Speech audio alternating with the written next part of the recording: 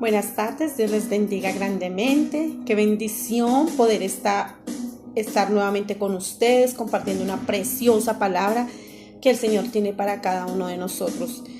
En esta hora yo quiero compartir una enseñanza y le he colocado como título La lucha interna del creyente. Y yo quiero que vayamos allá a Romanos 7, del 4 al 6. Este va a ser nuestro texto base, Romanos 7. Pero yo quiero que vayamos y podamos ver lo que el Señor quiere enseñarnos en esta hora. Romanos 7, del 4 al 6, dice la palabra de Dios en el nombre del Padre, del Hijo y del Espíritu Santo. Dice: así también vosotros, hermanos míos, habéis muerto a la ley mediante el cuerpo de Cristo, para que seáis de otro, del que resucitó de los muertos, a fin de que llevemos fruto para Dios. Porque mientras estábamos en la carne, las pasiones pecaminosas que eran por la ley obraban en nuestros miembros llevando fruto para muerte. Pero ahora estamos libres de la ley por haber muerto para aquella en la que estábamos sujetos. De modo que sirvamos bajo el régimen del nuevo espíritu y no bajo el régimen viejo de la letra. Amén y amén. Amado Dios, precioso Rey, en esta hora, Señor, me coloco delante de tu presencia, Señor. Coloco a cada persona que va a ver este video, Señor, en tu presencia, mi Rey. Y te pido, Señor, que seas tú hablando, Señor. Seas tú, Señor, mostrando, Señor, cuáles son tus propósitos, Señor. Porque tú viniste, Señor, a esta tierra a morir por nosotros, Señor. Es necesario, Señor, que cada uno de nosotros entendamos, Señor, que tú no viniste a esta tierra solamente porque sí, Señor, sino porque tú viniste a cumplir un propósito, Señor, para que nosotros como tus hijos fuéramos salvos, Señor. Y esto de que fuéramos salvos es por gracia, Señor, porque tu misericordia fue tan grande que por gracia somos salvos. Gracias, Dios Todopoderoso. Te adoramos, bendecimos tu santo nombre. Amén y amén. Bueno, mis amados, qué hermoso poder compartir esta palabra en esta hora. Y yo quiero que ahí en el versículo 7 en el versículo 4 de Romanos 7, vamos a mirar y vamos a mirar qué es lo que el Señor quiere para cada uno de nosotros. Ahí en Romanos 7:4 dice nuevamente: así también vosotros, hermanos míos, habéis muerto a la ley mediante el cuerpo de Cristo. Gracias al sacrificio vivo de nuestro Señor Jesucristo. Nuestro Señor Jesucristo llevó todos nuestros pecados en la cruz del Calvario. Gracias a nuestro Señor Jesucristo y ese amor incondicional de Él hacia nosotros, Él cumplió toda la ley. Y cuando Él cumplió toda la ley, dijo: hecho está. Hecho está, quiere decir, ya cumplí el propósito por el cual vine a morir por cada uno de todos de mis hermanos, porque el Señor nos ama. Y es ahí donde nosotros tenemos que entender que gracias al sacrificio del cuerpo de Cristo, nosotros dice que hemos muerto a la ley, porque es por gracia que nosotros somos salvos. Es por gracia, por misericordia, por favor de Dios que somos salvos, no por nosotros mismos, porque nuestros sacrificios humanos no nos alcanzaban para alcanzar la salvación. Ni siquiera la ley, cumpliéndola aún todas, y aún hubiesen personas que cumpliesen toda la ley, no eran salvos, porque ningún ser humano antes de Cristo podía ser salvo. Todos, absolutamente todos, aunque fueran personas que trataban de cumplir la ley, se iban a condenar. Pero Dios, en su infinito amor y en su misericordia, Él mandó a su Hijo, a su amado Hijo Jesús, a morir por ti y por mí, para que cada uno de nosotros fuéramos salvos por gracia, no porque no lo mereciéramos, mis amados hermanos. Pero ahí en el versículo 7, vamos a leerlo desde el 7 hasta el 11, dice: ¿qué diremos pues? ¿La ley es pecado? En ninguna manera. Pero yo no conocí el pecado sino por la ley, porque tampoco conociera la codicia si la ley no dijera: no codiciarás. Mas el pecado, tomando ocasión por el mandamiento, produjo en mí toda codicia, porque sin la ley el pecado está muerto.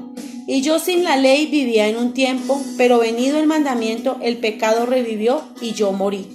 Y hallé que el mismo mandamiento que era para vida, a mí me resultó para muerte.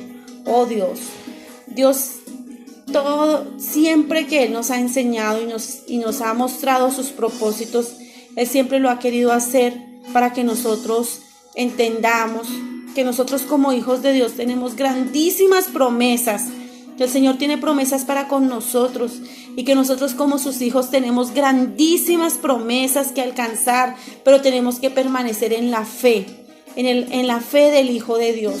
Pero cuando Pablo describe que no conocía el pecado sino por la ley, él lo describe aquí como un estado de inocencia.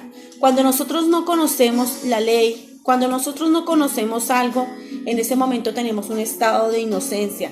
Hasta que llegamos a conocer esa ley. Voy a poner el ejemplo. Mundialmente en este momento estamos pasando una pandemia a nivel global. Y acá en Colombia y especialmente en Bogotá se dijo, el tapabocas es obligatorio. Todo el mundo tiene que tener el tapabocas. Es una ley humana. Pero por esa ley humana, si un policía o una autoridad viera que alguien no tiene el tapabocas, le puede sacar una multa. Algo así sucede con la ley de Dios. Cuando no la conocíamos, cometíamos toda clase de pecados y creíamos que era lo normal o que no pasaba nada o que no, normalmente para nosotros era muy normal.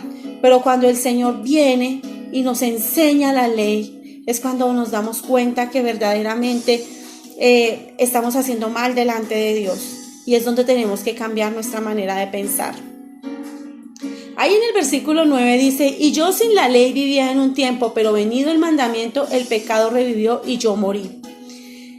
O sea, es decir, que sin culpa, o sea, cuando él dice que sin la ley vivía, dice yo, o sea, en el 9, y yo sin la ley vivía en un tiempo, o sea, cuando antes de conocer de Dios vivíamos sin la ley, sin la palabra. Pero, o sea, es decir, vivía sin culpa, vivía sin responsabilidad, hasta que realmente, o sea, no nos interesaba si hacíamos lo recto o no lo recto, porque realmente no había ningún temor. Pero cuando venimos y conocemos a Dios, nos damos cuenta que hemos hecho cosas mal delante de Dios. Y es donde nosotros tenemos que cada día alinearnos a la voluntad de Dios.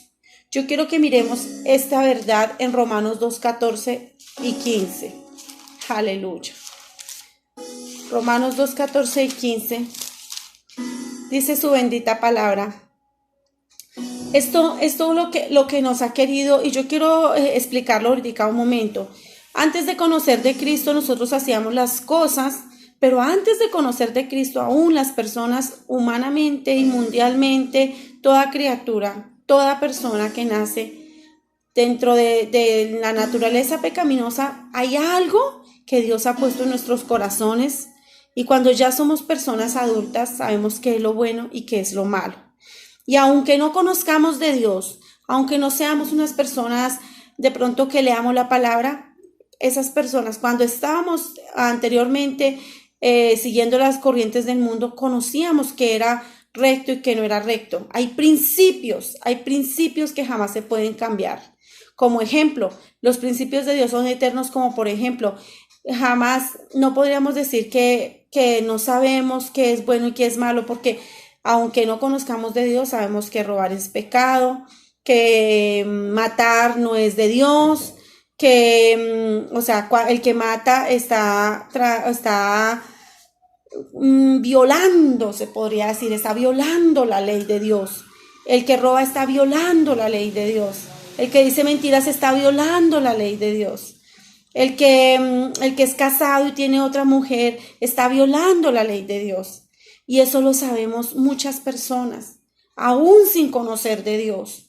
Aún esas personas que nunca han leído la palabra saben esos principios y esos valores que el Señor ha puesto en nuestros corazones. Pero yo quiero que veamos esa verdad acá en esta palabra que vamos a leer en este momento. Romanos 2:14 y 15 dice, porque cuando los gentiles que no tienen ley hacen por naturaleza lo que es de la ley, estos, aunque no tengan ley, son ley para sí mismos, mostrando la obra de la ley escrita en sus corazones, dando testimonio su conciencia y acusándolos o defendiéndoles sus razonamientos. Acá lo dice perfectamente, porque cuando los gentiles que no tienen ley Acá está hablando de los gentiles, todas aquellas personas que no conocen de Dios.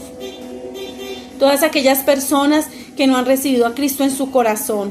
Pero dice que hacen por naturaleza lo que es de la ley, porque el Señor ha puesto en nuestros corazones la ley, los principios que son inquebrantables. Los principios de Dios dice que todo lo bueno, todo lo recto, todo lo agradable, todo lo justo, todo lo santo es de Dios. Pero lo que no es recto, lo que se hace fuera de la voluntad de Dios, y que nosotros, aunque no conociéramos de Dios, sabíamos que era de Dios y que no era de Dios. Sabíamos que si, ejemplo, una persona tenía esposo o esposa y tenía otra, o sea, y un ejemplo, un hombre tenía esposa y tenía otra mujer, se sabía que eso no era correcto delante de Dios. Eso lo sabíamos humanamente. Delante de Dios sabíamos, o aunque no conociéramos de Dios, sabíamos que estábamos pecando. Pero por eso dice la palabra, estos aunque no tengan ley, son ley para sí mismos. Ellos mismos, su conciencia los acusaba, aún sin conocer de Dios. Y ahí en el 15 dice, mostrando la obra de la ley escrita en sus corazones. En el corazón de todo ser humano está qué es lo recto y qué no es lo recto.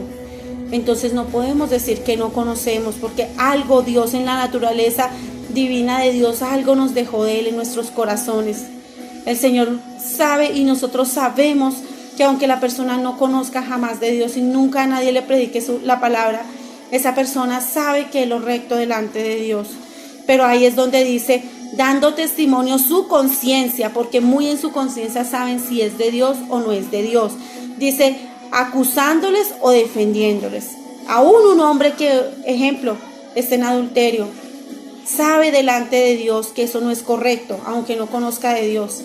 Pero muy en sus adentros la conciencia les acusa o les defiende, porque muchos dicen, ay, pero es que mi esposa se lo merece, es que ella es terrible, ella se lo merece, pero ellos saben que delante de Dios están haciendo mal. Eso es lo que quiere decir esta bendita palabra. Pero es importante seguir entendiendo que la ley a la verdad es santa, pero miremoslo en Romanos 7:14, donde estábamos hace un momento. 7:12, Romanos 7:12. Dice, de manera que la ley a la verdad es santa y el mandamiento santo, justo y bueno. La ley de Dios es buena.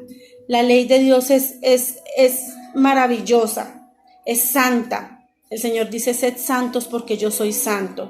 La ley de Dios es esa dirección que Dios nos da para que le agrademos a Él. Dice que la ley fue dada a causa de las transgresiones, es decir, con el fin de mostrar que el pecado viola la voluntad de Dios y que necesitamos la misericordia, la gracia y la salvación. Entonces la ley fue dada a causa de las transgresiones, a causa de todas aquellas cosas que se hacían mal. Y el Señor, porque el Señor desde el principio de la creación, Él nos amó a todos. Y Él dice que Él no quiere que ninguno se pierda, sino que todos procedamos al arrepentimiento. Y Él puso la ley, ¿para qué? Para que nosotros nos santificáramos más. Pero el ser humano, por su pecaminosidad, por su naturaleza caída, siempre tiende el ser humano a caer y a no obedecer la ley. Pero miremos la ley, lo que el Señor acá dice que fue por causa de las transgresiones. Eso lo dice Gálatas 3:19. Aleluya. Gálatas 3:19 dice, sustenta lo que yo estoy diciendo en este momento. Gálatas 3:19 dice, entonces, ¿para qué sirve la ley?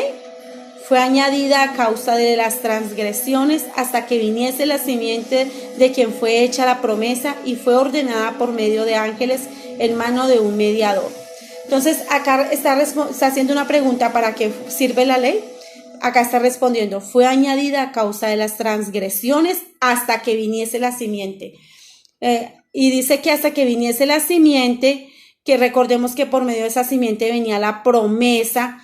Y dice que fue en mano de un mediador, que recordemos que nuestro mediador, nuestro Señor Jesucristo, que vino y medió por nosotros, porque nosotros humanamente ninguno podíamos cumplir toda la ley. Y esta ley actuó en calidad de tutor temporal. Yo quiero que entendamos que fue algo temporal mientras venía nuestro Señor Jesucristo a hacer esta expiación, a hacer este sacrificio por la humanidad.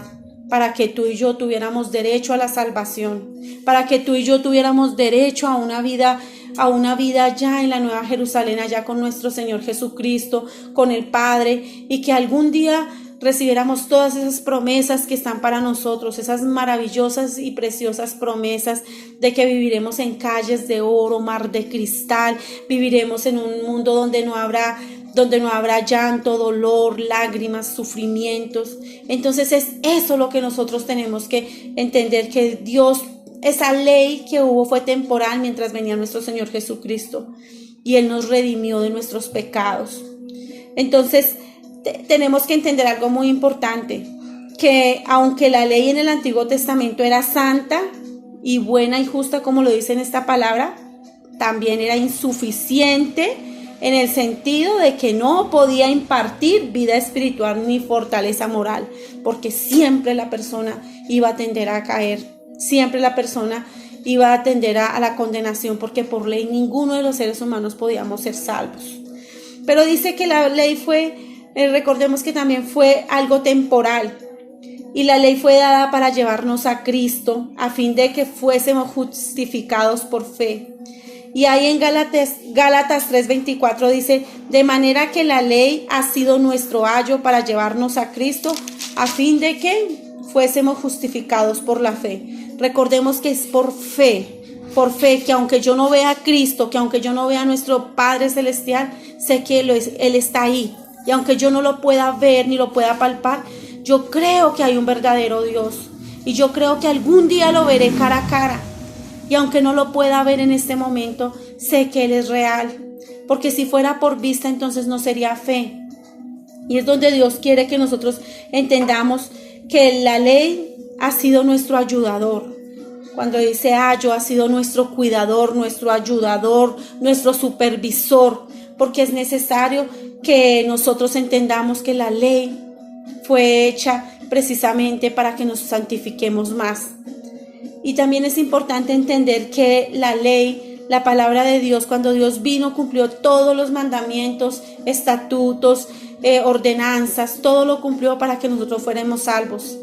Hay cosas y habían cosas que el Señor vino, y Él no vino a abolir la ley, Él vino a hacerla cumplir. Pero tenemos que entender que cuando Él vino y dijo hecho está, Él cumplió toda la ley. Y habían cosas como ejemplo, cuando los fariseos le decían al Señor Jesús: pero tus discípulos no se lavan las manos y comen así. En ese tiempo era pecado no lavarse las manos.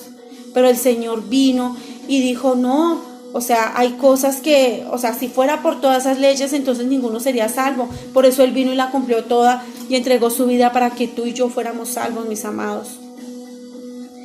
Entonces es importante tener en cuenta que ahora en Cristo Jesús ha venido la función supervisora de la ley. O sea, cuando vino nuestro Señor Jesucristo, la función que tenía de supervisión la ley terminó, porque nuestro Señor Jesucristo cumplió todo.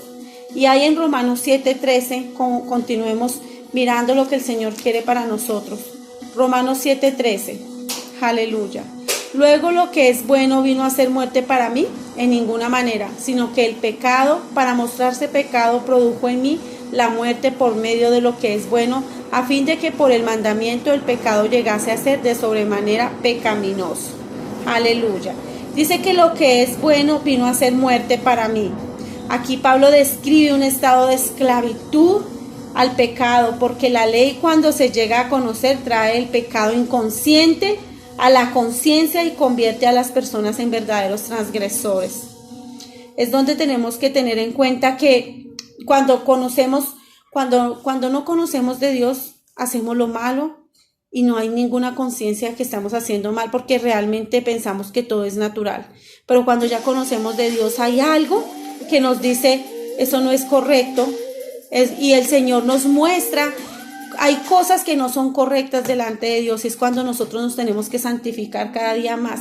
Pero no es por mis méritos, mis amados, no es por tus méritos, no es porque tú quieras ser buena o bueno, es porque Dios vive y habita en ti.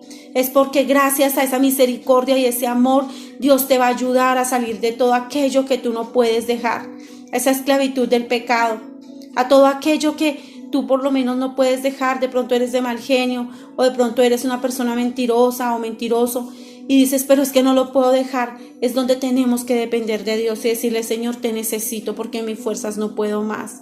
Y es donde tú tienes que entender que yo humanamente no puedo hacer lo que yo quiero porque humanamente estoy haciendo sacrificios. No, es donde tengo que ir a la cruz a decirle, Señor, ayúdame, porque sin tu ayuda no puedo, Señor.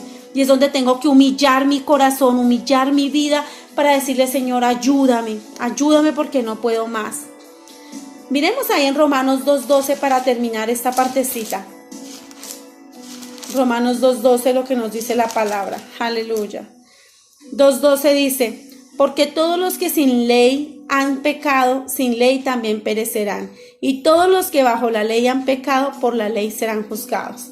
Todos aquellos que viven bajo la ley serán juzgados por la ley. Por eso nosotros como hijos de Dios no somos juzgados por la ley, sino por gracia, porque somos hijos de Dios y Él paga un precio por ti y por mí. Y por gracia somos salvos, mis amados. Por gracia, porque Él pagó un precio muy caro por ti y por mí.